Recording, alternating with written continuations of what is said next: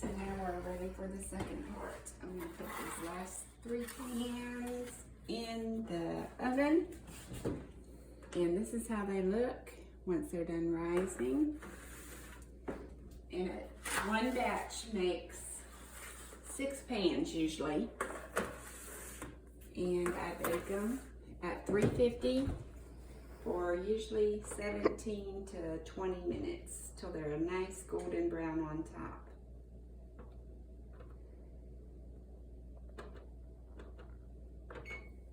And we're gonna get started with my frosting that I make for it now. So on medium heat, we have a stick of butter, room temp, and we're gonna add a half a cup of powdered sugar to that.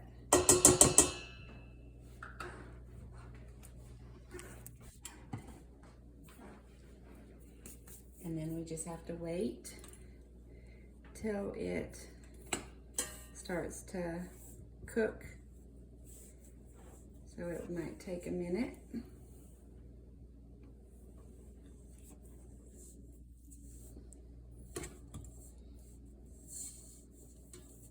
I want it to have, well, I didn't want to have this part ready so that you could see how I do it.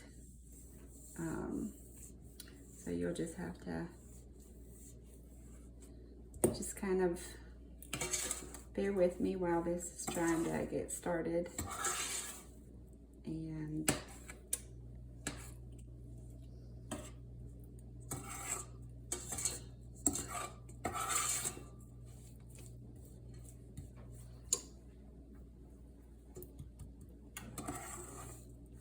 hope everyone's having a good day and everyone's ready for the weekend.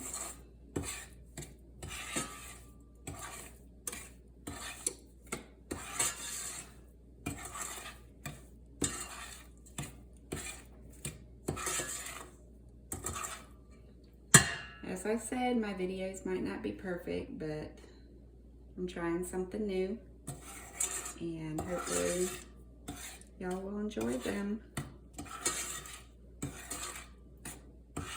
And I had a few requests for cinnamon rolls, on how to do cinnamon rolls, so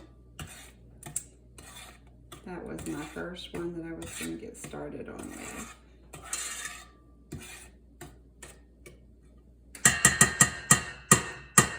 I'm still trying to get used to this stove. Yeah, every stove is a little bit different, and my oven doesn't seem to be quite as hot as my oven from my last house, and the burners on here don't seem to be quite as hot either. But I think it's an older stove. So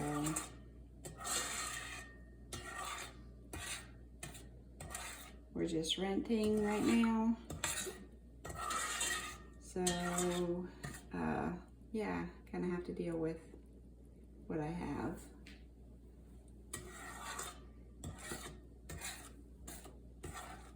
You'll see the butter starting to melt really good. And in a little bit, it's gonna start cooking, and then we have to let it cook for about 1.5 minutes.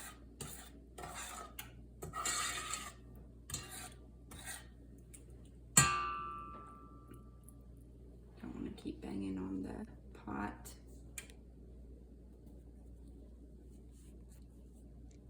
I have Jade videoing for me. If y'all don't know, that's my daughter, my youngest daughter. We have 4 girls. The oldest one is 32, and the youngest, which is Jade, is fixing to be 18 in April. And then we have 5 grandchildren. 3 boys and 2 girls. My oldest has the 2 girls, and my second of the daughters has the 3 boys. Our oldest grandson is 12, just turned 12 in December, and our youngest was 3 in October. So here we go. It's starting to bubble, so you want it like this on medium heat. And we're gonna time it now, set the timer for 1:30. 1 minute and 30 seconds. Because we want it to cook. We want it to kind of get to where it's kind of caramelizing a little bit, but yeah, not real hard caramel or anything. Just getting the brown sugar and the butter to get together really good.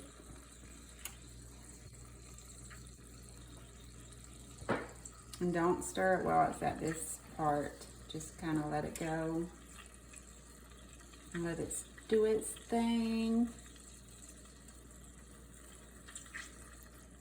We got about 45 seconds yet. See how nice and bubbly it's getting.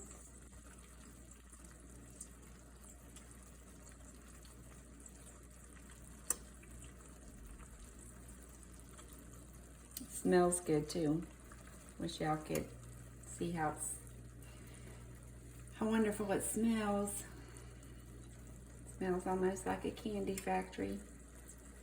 You know, when you walk into those fudge factories and stuff when you're in the mountains or on vacation.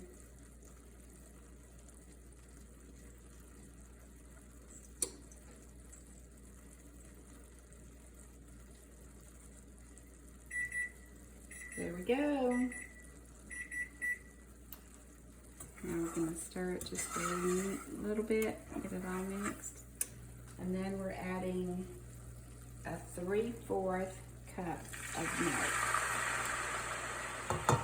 And you don't want to boil that, so at this point I turn the burner off. But I let it sit on here so that the milk can heat and get all that yummy goodness mixed together.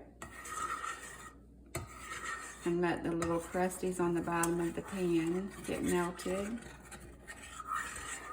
It's going to be a few little crusties on the bottom of the pan.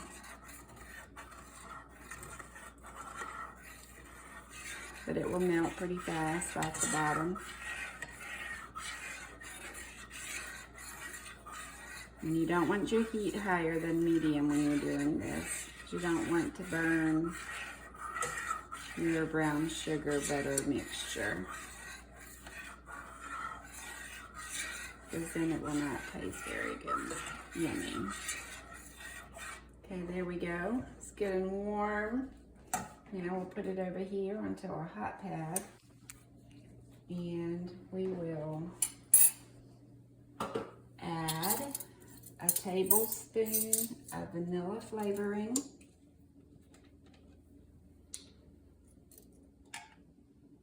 And I use pure vanilla in all of my baking and cooking.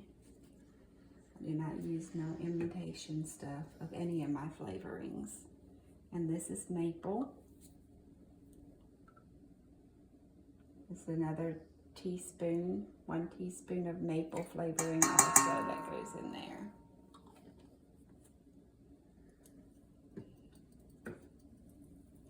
And then, now it usually takes about 1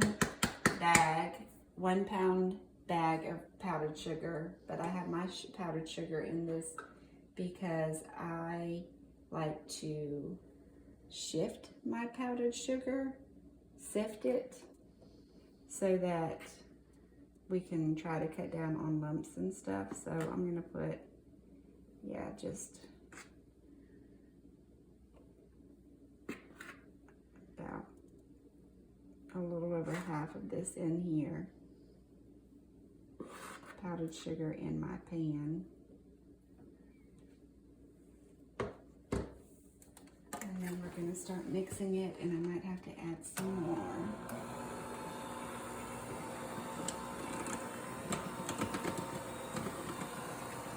You don't want it real runny, but you don't want it real thick either when you put it on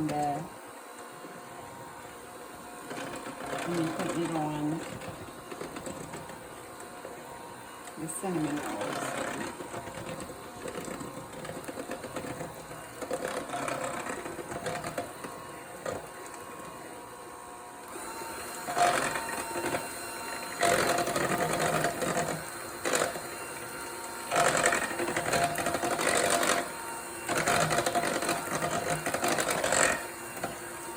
Yeah, that's still too runny.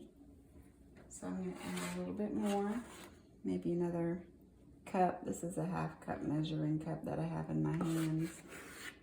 So do another cup once and see how it's looking.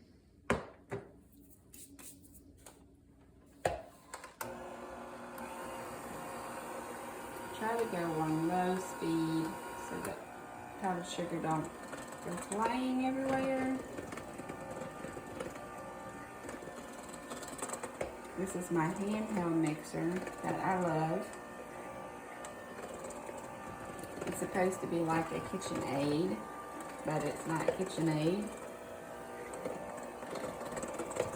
But it works just like a KitchenAid, and I love it. It's a lot cheaper than a KitchenAid mixer.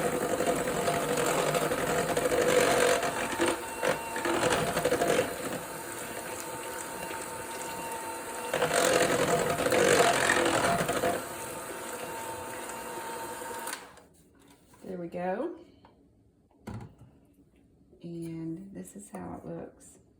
So you want it to be kind of about that consistency, because it will thicken up about as soon as you get it on the rolls. Scoop that over like that. And then we're going to the rolls that are already baked. And this is how they look when they're baked. And I let them cool for about 5 minutes after they come out of the oven before I frost them. But here we go with the frosting. You just cover it really good.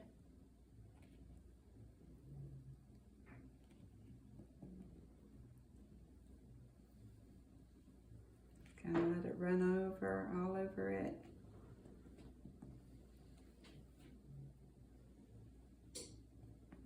Cinnamon rolls can be a little bit time consuming, but they're yummy in the end.